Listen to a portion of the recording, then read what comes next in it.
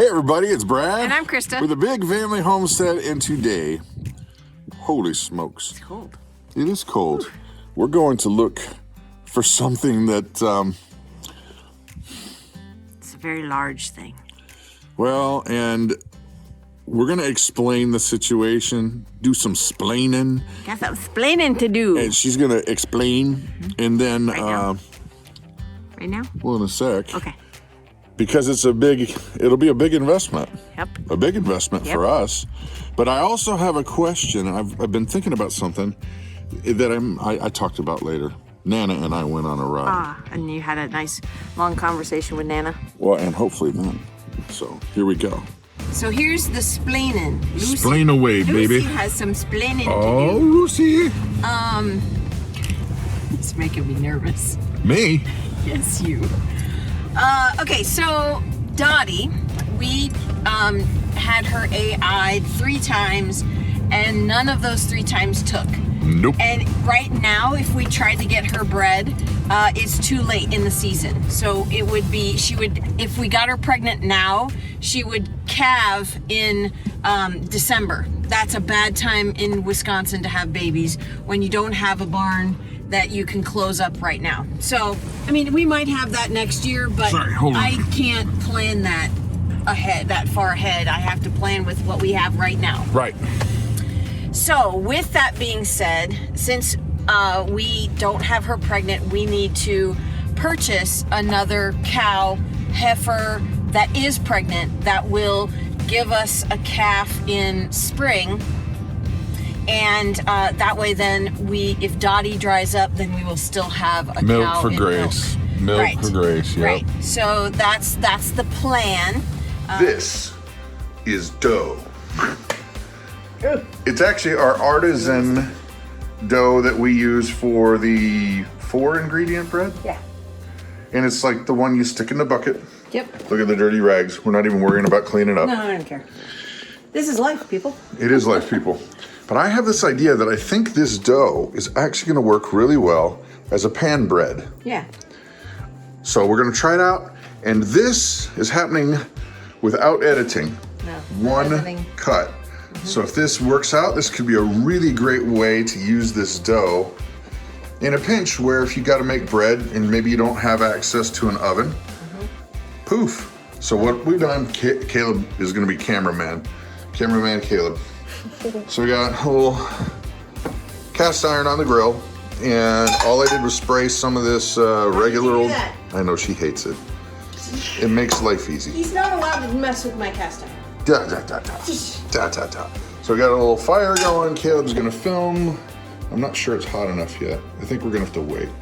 So here, Mom, talk about something important while we let this heat up. Well, we're using this dough also to try out pizza. It's not our normal pizza dough, but we had an abundance of dough this time. So we were gonna try it for pizza dough. That is true. And it's more, the consistency is more like, almost like a bagel. Yes, it is a thicker consistency. Here. Just that there. Oh yeah, here we go. This is one we made the other day. So it has got a tighter crumb on it. It's really kind of thick, so it's more like a bagel. Well, explain what a crumb is, because it's the texture, bubble pattern, right? the bubbles, yeah, the texture of the dough or of the bread after it's baked. You know, when you get your Wonder Bread, it's really spongy and poofy, where this is more of a thicker texture. Okay, so let's do this instead of that. No, it's gonna work. It's gonna work. It's just gonna be the wrong temperature. Low and slow is the key, I think. That is the tempo. Yeah. Low and slow, that is the tempo. Hey, name the song, guys. See if you know. Ooh, I think it needs to be thinner too. It's gonna be doughy in the middle. But this is a good experiment. It looks like a pancake. That is one thick pancake. Yeah, I think that if we made this thinner, that couple things. That thicker than a tortilla, thinner than a big honking piece of like bagel bread. But this is a great addition to what, if you're preparedness minded, Okay, so I think it's gonna work. That's a win. Okay, I know I said I wasn't gonna edit, but we tried it again. And look at this, people. I put it in a smaller pan. Mama made a little smaller one, not exactly circular, but that's my fault. But then hit it with a little garlic and a little bit of love. And I have a feeling that's gonna be ridiculous. Dip that in the sauce over there. Ready? Your mark? And you got the little bit of cheese part there. Oh my It's gonna gosh. be really hot. I think you're gonna be okay here. If you don't want it, I'll take Oh, are it. you kidding? Look at that, right in the pan, guys. Yeah. This is ridiculously good. You can tell already. You don't need an oven. Forget it. So, children, homeschool. I don't know how we got off topic and onto how your water gets to you and what happens when things go down the How did toilet. we get on that topic? I think Hope brought it up. No. Are you now permanently scarred for life, knowing that what goes through the toilet eventually is filtered and back through the faucet? No. Thankfully here we don't have that process. We've got the well. We have a well and a septic and mound system, so we don't have to drink Filtered. filtered water Well, we still, from the city. yeah, but we were learning about water treatment plants. How it works. Ew. Ew. And I actually, way back when, I was still in high school. I It worked was for, before I knew you. yeah, worked for an industrial septic tank removal Yeah. company. I remember you telling me that the tomato plants were taller than you Yes, inside the tank. yes. Yeah. Massive tomatoes inside the tanks that house the dookie.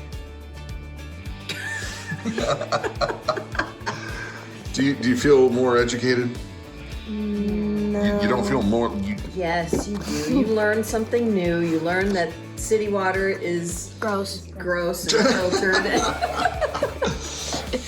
I would prefer to have well water, Yes, I would as well. but if we live in the city, we would get a very, very, very good filter. Yes, we would get a nice big Berkey filter. Nope, I would make my own. Okay, I'll get out of your homeschooling way. Yeah. Just thought a little update might be fun. Clink. Clink. Pretty chilly out indeed. Hey, wanna go for a ride? Okay, it's true. I'm a sucker for letting Nana come with when I've gotta go on a short little, errand to the post office or whatever, and she just loves going for the RIDE. You should see the way she flips out inside when it's mentioned, and well, let's just say that we've got slippery floors, so she is all over the place. Here's my thought as I'm driving, and you put in the comments down below what you think about this. But I and Christa are a big fan of having physical copies of books, important information, recipes, maps, all kinds of information like that, especially now with things like this. I'm filming right now with this telephone because things can be gone in a blip. And regardless of which side of the fence or any fence or no fence or some fence that you sit on, what happens if your side is not the one who decides what is to be seen, what is to be heard, what is to be believed? So, my recommendation is not a hard one, but I think everybody would agree that regardless of whether you like what's going on, hate what's going on, or indifferent to what's going on, you could probably agree that we live in historic times. Absolutely historic times. And with that said, the ease of being able to manipulate data, change things, the old statement, you know, history is written by the victor, right? There's various ways that they phrase that, but history is decided and written by whoever won. Well, I think it would be a very good thing. You type down below what you think. Not on a computer, but go ahead and jot down the events, news, what's going on. Now, I know that's gonna be difficult too, so I would write down, because who knows who's telling the truth about what. So what I would suggest is write down the event, the date, obviously, time when you heard it, and the news source, and maybe even who reported it. Because I think that these events that we're getting ready to go through, what we're seeing happen, I think it would be a very wise thing for us to be able to look back and say, this guy said this at this time about this. And keep that information off of a computer that can just, hard drives break all the time, people. I'm not even talking about manipulation, I'm talking about physical things. And so there's the thought. What do you think? Because I think it's important.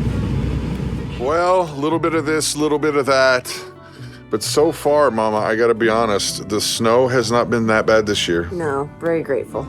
I think maybe only like 4 to 6 inches all year, you think? 12. 6. 12. Because we had an early snow in October. You sound like that guy who was griping in the front part of Fiddler on the Roof when he was saying, this guy sold that guy the horse. It was 12! It was 12! Yes, 12 inches. There you have it. Yeah. That is the exciting conclusion to this day's video. I'm Brad. This is life in Wisconsin in the middle of winter. There it is. It's all good. So I'm Brad. I'm Christa. You guys have an amazing and blessed day. Bye.